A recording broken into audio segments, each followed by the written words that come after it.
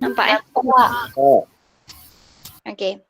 So, Assalamualaikum and a very good morning. So, hari ni kita akan sambung daripada pembelajaran kita. Kita dah habis 2 subtopik bawah chapter 1, betul tak? So, kita dah habis water dan kita dah habis carbohydrate. So, seperti biasalah saya akan brief sekali lalu. Kalau pasal water, kita hanya belajar pasal structure dengan properties of water. So, structure of water tu kalau tengok gambar, awak lukis satu gambar water molecules yang cantum dengan banyak-banyak tu, dengan dia punya berapa degrees and apa dia punya ni, awak dah boleh dapat semua jenis properties yang semua jenis point yang awak kena tahu dalam structure of water lah. Contohnya kenapa dia 104.5 degree, dia H2O, bond apa, semua tu. And then kita ada 6 properties of water. So awak kena ingat 6 properties of water lah. So yang the first one is universal solvent and then low viscosity. Lepas tu kita ada 2 jenis yang high. Satu high specific heat capacity and satu lagi high latent heat of vaporization. Yang kelima adalah high surface tension dan yang keenam adalah maximum density at 4 degrees Celsius. Itu sahaja dalam water. So akan tahu apa meaning of each properties dan apa significance dia. Kenapa, apa kepentingan dia dalam biology lah. Okay. Second subtopic is carbohydrate, which is the main sources of energy dalam badan kita. So ada sikit properties of carbohydrate ataupun yang awak kena tahu karakteristik of carbohydrate. And then kena tahu 3 jenis atau 3 kelas berbeza dalam carbohydrate. Kita ada monosaccharides, disaccharides dengan polysaccharides. Okay. Untuk monosaccharides kita hanya belajar main sources dia glucose, macam mana kita nak klasifikasikan dia ke dalam group dia kan. Kita ada 2 jenis, satu based on carbonyl group dekat ujung ataupun kat tengah, and satu lagi adalah based on number of carbon dia. Okay, so dia adalah triose ke, hexose ke, benda-benda macam tu. Okay, so monosaccharide kita main structure, monosaccharide adalah glucose. Kita belajar 2 jenis glucose, alpha glucose dengan beta glucose. So beza dia kalau dia suruh lukis, awak kena ingatlah beza dia adalah the hydroxyl group at carbon number 1. Satu dekat bawah, satu dekat atas. So benda tu awak kena ingat lah. Okay, jelas setakat tu? Jelas So kalau tengok untuk yang the alpha carbon, hydroxyl dia dekat bawah, yang beta glucose, hydroxyl dekat atas. Kalau nak senang ingat, kita ingat hydrogen sebab beta means bawah kan. So beta glucose, hydrogen dekat bawah. So alpha glucose, alpha atas, so H dia kat atas untuk carbon number 1. Lagi senang nak ingat. Okay, jelas pasal tu? So kita ingat H, hydrogen dia kat bawah untuk beta, hydrogen kat atas untuk alpha. Lagi senang awak nak ingat. And then kita ada disaccharide. Disaccharide kita tahu dia adalah gabungan 2 monosaccharide, monomersa mestilah alpha glucose ataupun beta glucose campur dengan benda lain. So awak hanya belajar 3 benda, maltose, sucrose dengan lactose. Maltose sahaja awak tahu the full formation dengan breakdown dia. Okay, maltose sahaja. So awak tahu maltose is made up of 2 alpha glucose. So setiap proses yang awak belajar dalam molecules of life ni, bila kita nak form dia, kita undergo condensation, iaitu pembuangan air, water molecule, one water molecule. Tapi bila kita nak breakdown dia, kita akan buang satu, kita akan buang, kita akan tambah water molecule, iaitu by the process of hydrolysis. Okay, jelas setakat tu? And the last one adalah polysaccharide. So polysaccharide ni polymers contain many monosaccharides, and kita ada 3 jenis juga, starch, glycogen dengan cellulose. Kena tahu setiap function dia, apa beza structure dia lah. Okay? Boleh? Boleh. Boleh, madam. Okay, so sekarang kita akan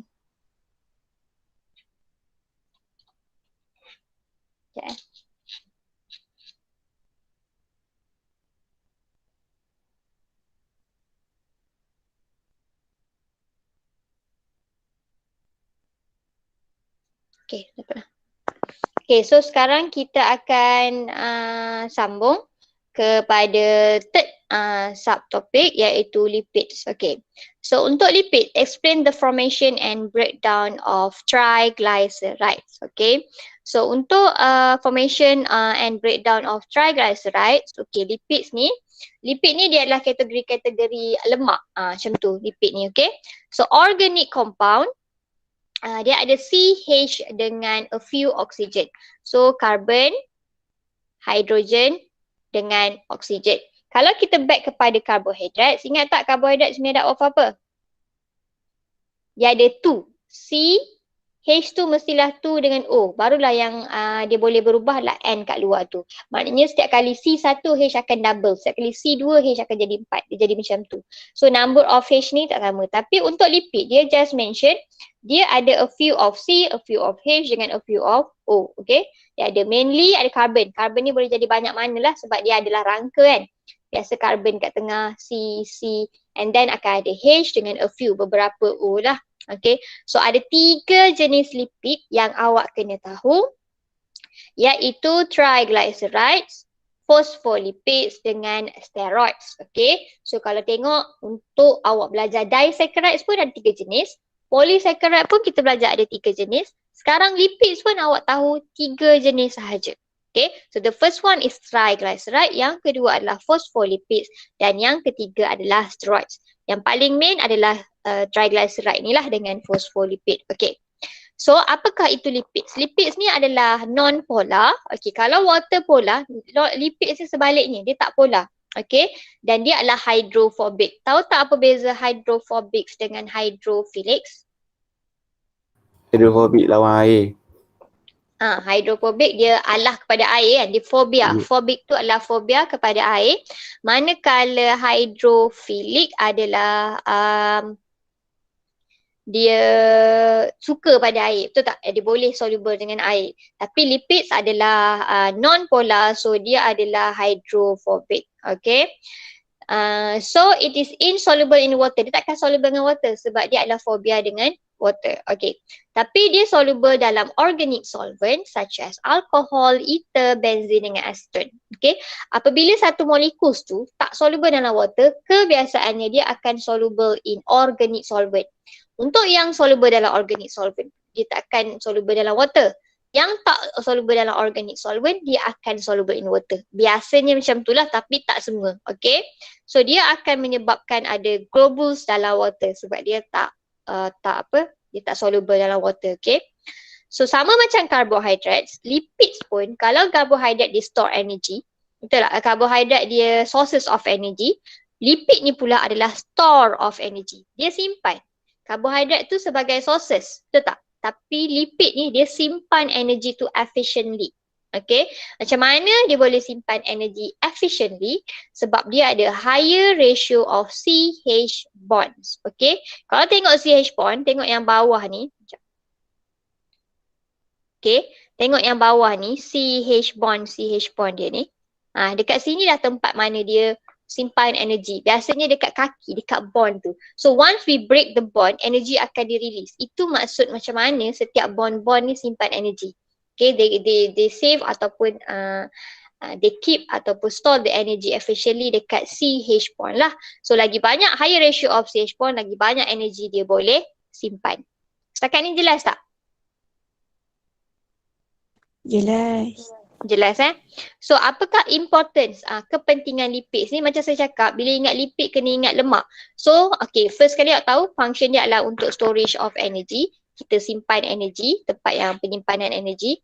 Yang kedua sebagai heat insulator. Kita tengok orang yang berlemak ataupun haiwan yang berlemak, dia lebih menyerap haba ataupun dia lebih lambat jadi sejuk berbanding orang yang tak ada lemak, kurus-kurus macam tu kan. Sebab apa? Sebab lipid ni dia bertindak sebagai heat insulator.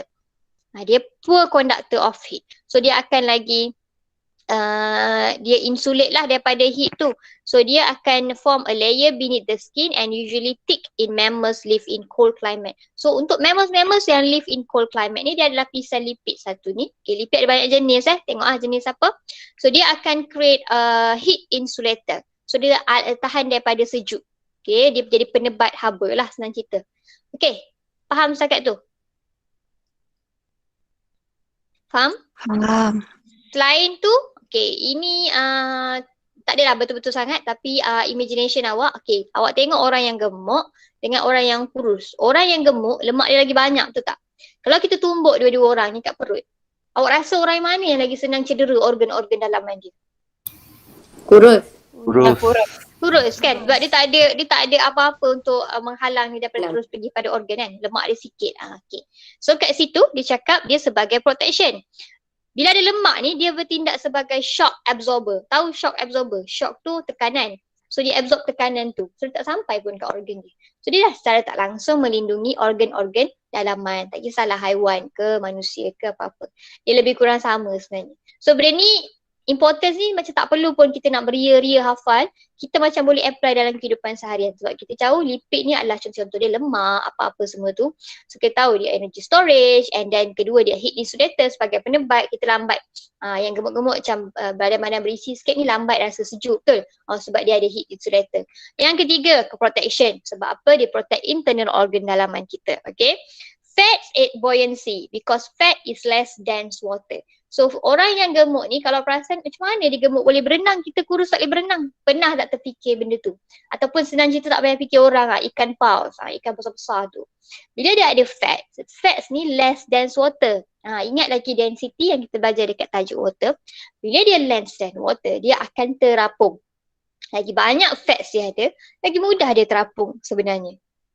Okay, faham? Faham tak? Faham so dia menyebabkan aquatic animal besar pun tak ada masalah. Senang je nak terapung, nak berenang and so on lah. Okay, and then kita punya lipids punya important untuk transport fat soluble vitamins. Okay, fat soluble vitamin adalah adik ADEK. Diorang tak soluble in water, diorang hanya soluble in organic solvent ataupun fat. So dia lah membantu untuk kita transport all these vitamins all over the body lah. Okay, yang keenam adalah phospholipid dengan kolesterol as a component of cell membrane. So rasa macam dah biasa dah dengar kan, phospholipid dengan kolesterol ni dekat bahagian plasma membrane ataupun cell membrane. So ini adalah contoh dia lah, kepentingan dia. And then kolesterol adalah precursor for steroid hormone and vitamin D. Nanti kita akan tengok tajuk chapter 2 rasanya. Apakah function kolesterol ni untuk precursor for steroid hormone. Okay, itu sahaja kepentingan dia. So kepentingan dia ada 7 kat sini. Okay, 7. Ingatlah mana yang boleh ingat. Dan benda tu macam tak payah hafal pun. Just selalulah sebut benda tu, awak akan faham. Oh, kalau fat macam ni. Bayangkan, okay. And lipid is a very large molecule tapi dia bukan polymer. Kalau macam polysaccharide, kita kira sebagai polymer sebab dia made up of monomers. Tapi lipid, walaupun dia besar, kita tak boleh panggil dia polymer sebab dia bukan made up of repeating monomers. Maksud repeating monomers ni adalah benda basic unit tu sama. Monosaccharide, mono jadi polysaccharide. Then we can call it polymer. Tapi untuk lipid dia gabungan benda yang berbeza, bukan monomer yang sama. Mungkin dia gabung fatty acid 3 campur 1 glycerol. Dan lain dah, dia monomer tak sama semua kan. So kita tak boleh panggil dia sebagai polymer. So it is not a polymer because it's not made up of repeating monomers lah. Okay, so most lipids, kebanyakan grup-grup lipids ni is made up of glycerol dengan fatty acid. Jelas? Jelas. Jelas Boleh hadam setakat tu? Okay. So apa maksud dia made up of glycerol dengan fatty acid? So glycerol dengan fatty acid ni yang menggabungkan menjadikan beberapa jenis groups of lipid lah ataupun group lah class of lipids ni. Macam saya cakap tadi ada 3 types of lipids. The first one kita cakap kat sini triglyceride, yang second one adalah phospholipid, yang ketiga adalah steroids. So kita akan tengok triglyceride. Triglyceride ni adalah fat and oil, okay? So dia made up oleh 1 glycerol and 3 fatty acid. So tengok dekat sini ada 1 glycerol dan 3 fatty acid. Gabungan ni semua akan menjadikan triglyceride. Dapat tak? Faham? Faham. Faham So kalau kita tengok structure dekat sini, okay, ini adalah structure of glycerol. And then dia ada removal of water jugalah. Dia tak tunjuk dekat sini the exact formation. Tapi nanti kita akan tengok. Ini adalah structure glyceride, triglyceride. Kenapa dipanggil triglyceride? Sebab dia adalah gabungan 3 reaction lah. Bila glycerol campur dengan 1 fatty acid, kita panggil monoglyceride. Lepas tu dia campur lagi dengan satu fatty acid, dia undergo formation, dia jadi diglyceride. And then dia campur lagi satu fatty acid, jadi 3. Kita panggil triglyceride. Ni nampak ni? Faham tak? Faham ke? Faham nampak macam tadi pun mono, di dengan poly. Poly maksudnya lebih pada 2, bukan 3. Kalau 3 mungkin kita panggil trisaccharide. Mungkin lah, tapi tak ada kan. Okay. So kat sini kita tengok mono, di dengan tri. Jawab depan dia sama je. Mono. Alah. Okay, mono.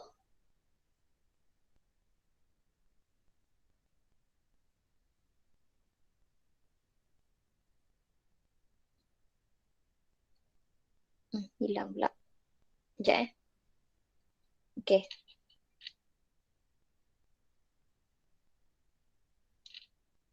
Okay, so mono, di dengan triglyceride lah. Okay, so each fatty acid, setiap satu fatty acid ni dia akan join dengan glycerol melalui proses condensation. So kalau awak ingat lagi, saya ada sebut kat awak dalam molecules of life ni, mana-mana yang berlakunya formation mesti undergo condensation. Yang mana pula breakdown, dia undergo hydrolysis. So benda tu memang fix macam tu.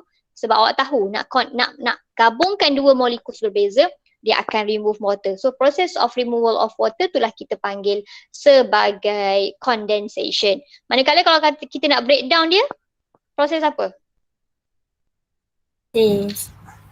Hydrolysis. Betul tak? So hydrolysis tu buat apa sebenarnya? Buang air. Buang air, betul tak? Dia ditambah air. Kalau condensation buang air, hydrolysis dia akan tambah air. Okay, itu yang jadilah. So awak kena tahu.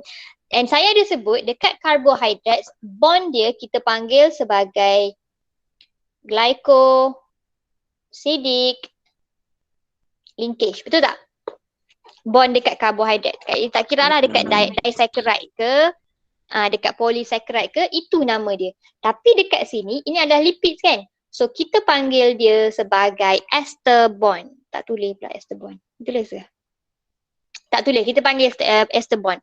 Kalau tengok nama condensation ni ada nama lain dia, iaitu esterification process. Okay, esterification process, awak nak sebut condensation pun boleh, awak nak sebut esterification pun boleh. Tak ada salah, sama. Okay, tapi katakan soalan sebut, okay, which molecules undergo esterification? So dalam mind awak dah kena ada lipids. Lipids yang akan undergo esterification. Sebab dia akan form bond bernama ester bond. Nanti kita akan tengok dekat formation kat belakang nanti. Okay, jelas setakat tu? Jelas setakat tu? Jelas Okay, jelas. So in each reaction, dalam setiap reaction, satu water molecule is removed. So macam ni lah, basically mula-mula satu fatty acid. So dekat sini satu water molecule akan remove. Bila digabung satu lagi fatty acid, satu lagi water molecule akan remove. Gabung lagi satu fatty acid, satu lagi water molecule akan remove. So logiknya berapa molekul akan remove kat sini? 3 water molecules akan remove untuk hasilkan triglyceride. Okay? Faham Faham Faham. Okay. Madam. Sebab dia sebut dekat sini in each reaction. Maknanya untuk hasilkan triglyceride 3 reaction lah. The first reaction, second reaction dengan third reaction barulah terhasilnya triglyceride. Soalan boleh tanya awak, saya nak hasilkan diglyceride, monoglyceride. So ikutlah awak kena fikir. Okay, satu reaction, satu buang air. Okay. And ada triglyceride ni ada 2 jenis ataupun lipids tu sendiri ada 2 jenis. Sama ada dia saturated fat, lemak tepu ataupun unsaturated fat, lemak tak tepu. Okay, macam mana nak bezakan dua ni? Okay, saya nak bezakan dua ni. Kalau saturated, maksud dia tepu kan? Tepu ni lebih kepada mampat. Betul tak? Betul tak? Betul. So bila dia mampat, bentuk dia automatik jadi solid. So dia dah cukup mampat. Okay? Imagine lah, ni awak imagine lah. Of course lah saturated mampat. Mampat mestilah solid kan, takkan liquid pula kan. Tapi untuk unsaturated fat, iaitu oil jenis minyak, okay, dah nama pun unsaturated. Dia punya molekul tak berapa nak mampat. So dia dalam bentuk liquid state at room temperature. Itu perbezaan pertama. Faham tak? Faham? Faham saturated dia mampat. So mampat bentuk dia solid. Unsaturated tak mampat. So tak mampat dalam bentuk room temperature dia berbentuk liquid lah. Okay. So contoh dia kalau saturated fat ni kebanyakannya animal fat sebab dia ada packed closely untuk enable solidification. Solidification ni adalah proses untuk mensolidkan sesuatu. Solidification. Okay. And then untuk unsaturated fat dalam kurungan dia dah tulis pun oil kan. So jenis-jenis minyak lah fish and plant oil. Okay, kita ada fish oil. Pernah dengar fish oil kan? Kita ada plant oil iaitu corn oil apa semua tu kan. Okay. Dia adalah unsaturated fatty acid. Jadi dia menyebabkan dia mengelak daripada dia menjadi solidified. Okay. So dia maintain dalam bentuk liquid. Itu adalah unsaturated fat. Sekejap lagi kita tengok macam mana terhasilnya unsaturated fat dengan saturated fat. Kita tahu dia mampat dengan tak mampat je. Tapi macam mana dia mampat dengan tak mampat. Okay. Okay. So next adalah phospholipid. Pernah dengar phospholipid tak? Pernah. Pernah kan? Biasa. Phospholipid bilayer. Phospholipid bilayer. Jenuh lah dengan itu. So inilah phospholipid tu sebenarnya. Phospholipid ni duduk bawah grup atau kategori lipids. Lemak, fat, oil semua tu. Dia duduk bawah grup tu. Okay. So phospholipid adalah salah satu jenis lipids. Nama pun dekat belakang dah ada lipids. So mestilah dia grup lipids kan. Okay. So dia adalah lipid. Phospholipids made up of, kalau tadi, okay tengok betul. Kalau tadi untuk yang ini, 1 glycerol, 3 fatty acid. Mudahnya awak nak ingat yang ini 1 glycerol, 2 fatty acid. Tapi untuk yang ketiga fatty tak gabung dengan fatty acid. Dia bergabung dengan phosphate group. Faham tak? Nampak tak beza dia? Sangat-sangat sikit lah beza dia. Yang ni 3 fatty acid. Yang ni 2 je fatty acid. Tapi yang kaki ketiga dia sambung dengan phosphate group pula. Sebab tu nama dia ada phospho. Untuk phosphate. Tak faham boleh tanya. Ataupun boleh suruh saya ulang. Tak ada masalah. Faham tak? Faham. Faham So simple je lah. So setiap kali nak ingat benda macam ni, awak tak payah nak hafal satu persatu. Benda tu makan masa dan akan memeningkan awak. So awak tengok terus perbezaan. Oh, triglyceride ada 3 fatty acid, 1 glycerol. Yang kedua tu kita belajar phospholipid. Phospho. So dia ada phosphate group lah kan. So, 1 glycerol, 2 fatty acid. Kaki ketiga dia gabung dengan phosphate group. Jadilah phospholipids. Itu sahaja. So basically dekat sini awak ada 1 glycerol, 2 fatty acid dengan 1 phosphate group. Jadilah benda ni. Okay. Jelas And dia adalah major component. Major component dia adalah komponen paling utama untuk membentuk sel membrane ataupun plasma membrane lah, benda yang sama. Okay. Hari tu ada orang tanya soalan saya kuliah ke? Saya ingat. Tapi dalam soalan kuliah ada tanya pasal amphipathic. Ada tak awak buat soalan tu? Ada. Ada kan? Ada. Ada. So kita tengok apa maksud amphipathic. So phospholipid ni dikira sebagai amphipathic. Okay, amphipathic means dia ada dua-dua karakteristik. Dia ada polar dan dia ada non-polar. Faham? Dia ada polar dan dia ada non-polar. Tak silap saya awak akan jumpa sekali lagi amphipathic dekat protein. Tak silap lah. Sebab protein pun ada polar dengan non-polar. Nanti kita tengok lah. Okay. So basically amphipathic ni adalah dia ada polar, bahagian yang polar iaitu polar tak takut air, dan kita ada bahagian non-polar iaitu takut air, fobia terhadap air. So bahagian polar adalah bahagian hydrophilic head. Okay, head ni kepala, pak ni. Kepala ni facing water tu tak? So logik tak dia takut dengan air, mesti tak takut dengan air sebab tu berani menghadap water. Tapi yang menyorok dekat dalam ni semua, hydrophobic tail adalah fobia terhadap air. So dia menyorok dan menjauhkan diri daripada air. So basically phospholipid bilayer ni sendiri ada dua karakteristik. Ada karakteristik yang polar, ada karakteristik yang non-polar. So dua-dua karakteristik ni yang kita panggil sebagai amphipathic. Jelas tak? Jelas tak? Jelas. Okay. So bila fosfolipid ni, okay, kita panggil fosfolipid je, tak panggil fosfolipid bilayer lagi. Bilayer adalah apabila dia susun dia punya structure tu dalam bentuk dua layer. Bi means dua kan. So dia menyusun diri dia dalam dua layer. So kalau kita tengok dekat sini, layer yang disusun, atas ni satu layer, betul? Bawah ni satu layer. Sebab tu kita panggil bilayer. Bila benda ni akan berlaku? In water. So bila kita masuk fosfolipid ni dalam water, dia boleh jadi dua kemungkinan. Sama ada dia orang assemble. Assemble ni menyusun diri sendiri. Okay. Macam perhimpunan kan. Menyusun diri sendiri. Sama ada menjadi phospholipid bilayer yang macam ni, dua layer. Ataupun jadi micelles.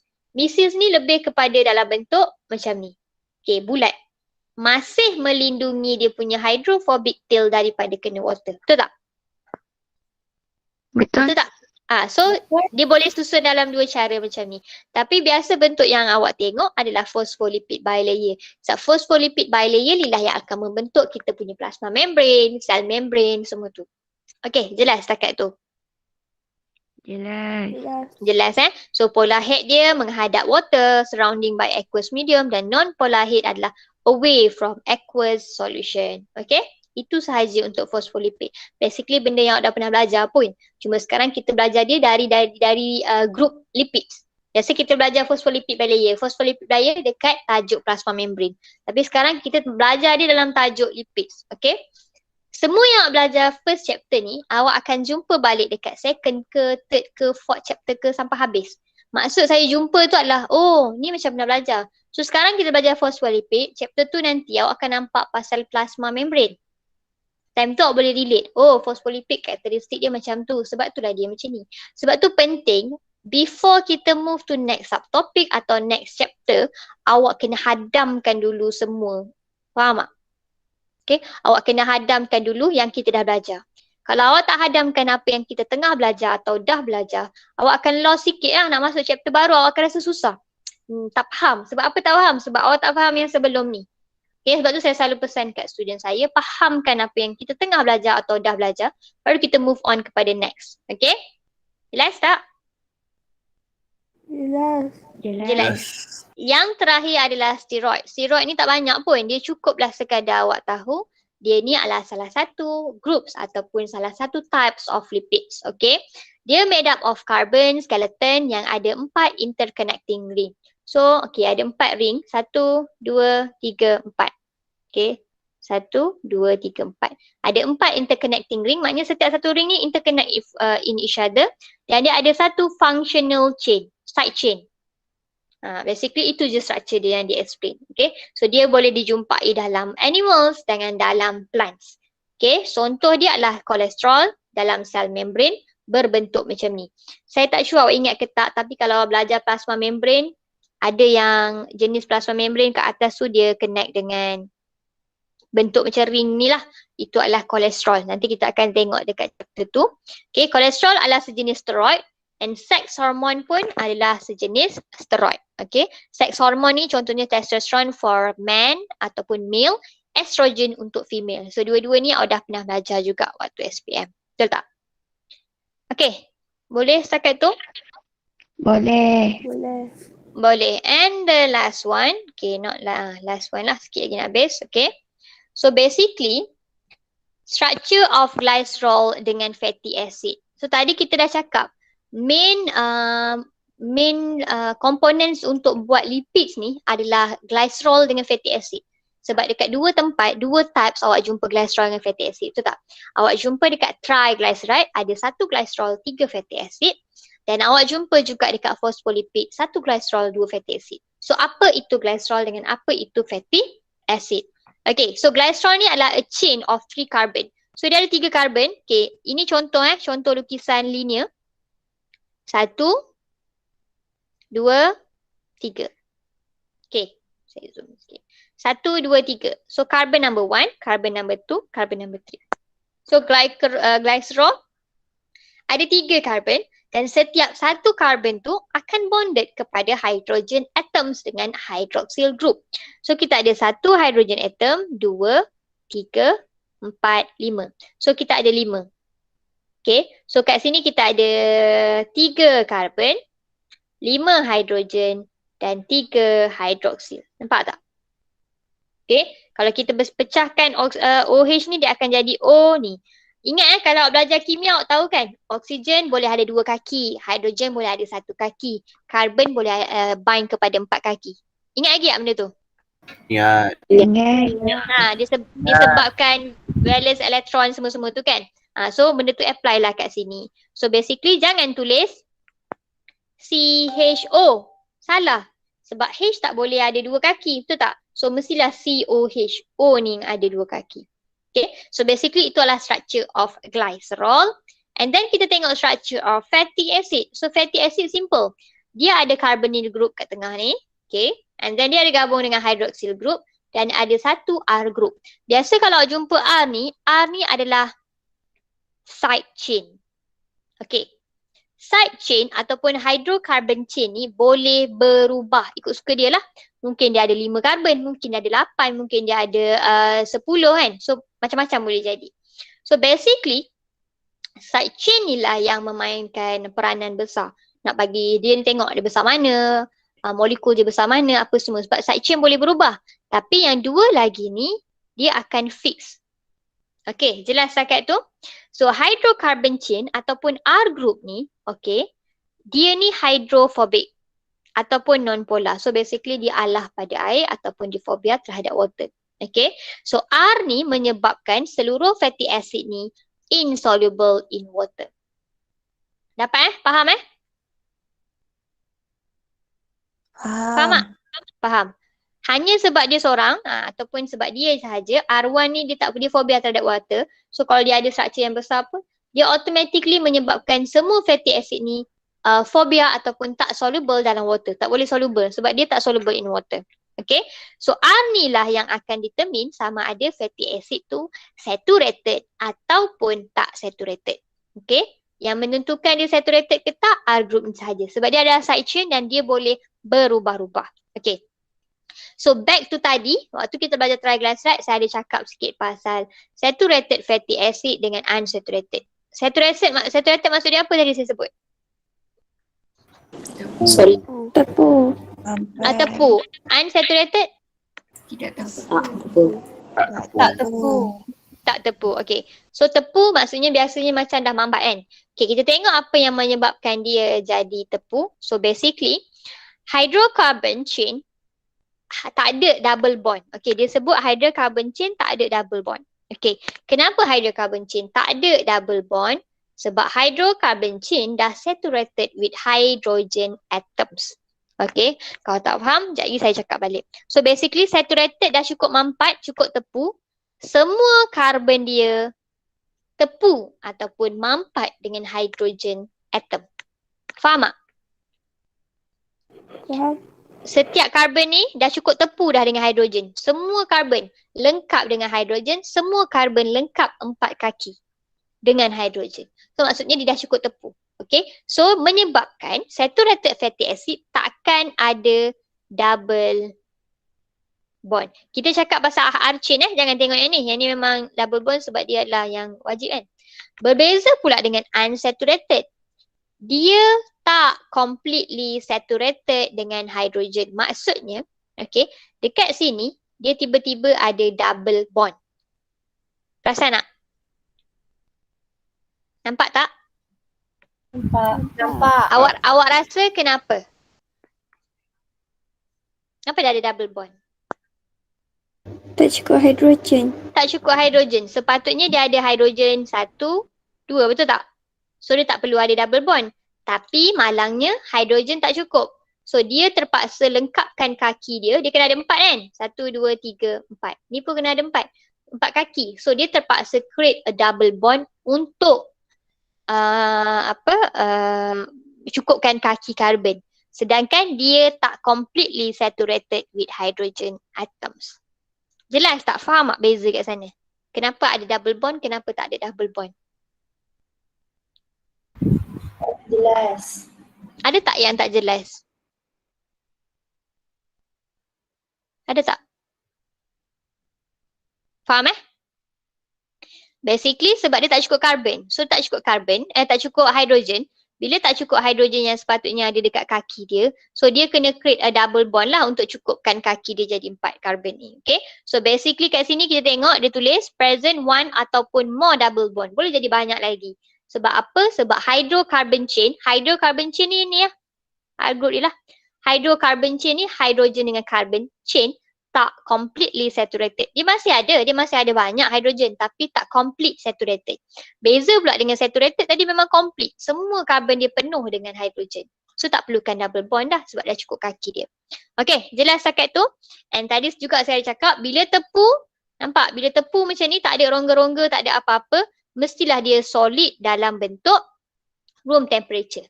Bila ada rongga-rongga macam ni, jarak-jarak sikit, dia adalah liquid dalam room temperature. So contoh solid adalah stearic acid, yang ni contoh dia adalah oleic acid. Jelas setakat tu? Jelas. Faham Okay. And then formation of triglyceride. Okay, so formation of triglyceride tadi kita dah tengok structure of glycerol. Okay, so ini adalah structure of glycerol. And then ini adalah structure of fatty acid. Okay. So fatty acid dia tulis R je kan. Dia tak tulis lah jela panjang belakang tu R tu apa. So macam biasa saya kata akan berlaku condensation. Condensation berlaku 3 kali. Untuk yang ni 1, 2, 3. Dia tulis nombor 3 fatty acid. So secara logiknya berapa molekul of water yang keluar? 3 water molekul yang keluar. Bila kita dah buang yang ni, senang je. Awak just gabungkan sahaja kaki ni. Nampak kaki ni gabungkan je lah dengan O. So dia akan jadi macam ni. Ni kaki yang kita gabungkan tadi. Nampak tak? Warna hijau ni. Ni kaki yang kita gabungkan lepas remove water. Okay. Dan dia ada buat satu petak kan. Dia bagi tahu ini. Dia bukan highlight dekat bond dia highlight dekat linkage. Linkage ni adalah link. Bond tu adalah bond, satu kaki tu saja. Link ni ke semua ni. So kalau perasan ni daripada carbonyl group kepada O ni adalah ester linkage. Ingat kenapa nama dia ester linkage? Sebab proses ni boleh jadi nama dia esterification ataupun condensation. So untuk lipid semuanya kita panggil sebagai ester linkage. Untuk karbohidrat kita panggil glycosidic linkage. So sama juga kalau saya nak break down the triglyceride untuk menjadi fatty acid semula, saya hanya patah je balik. Betul? Saya hanya akan perlu tambah water sebanyak berapa water? 3. 3 water. So bila saya tambah 3 water, proses tu adalah hydrolysis dan dia akan back to normal. So basically untuk formation dan breakdown ni sangat tak susah. Cuma soalan sangat kerap keluar. Lukis ni. So awak kena alert lah. Macam mana nak lukis? Okay. So kena tahu struktur tu. Berapa karbon, apa semua tu. Untuk ni je lah awak kena tahu detail satu lah. Ni satu je. Triglyceride kena tahu detail. Yang karbohidrat, formation and breakdown of the maltose awak kena tahu detail. Okay, jelas semua? Jelas.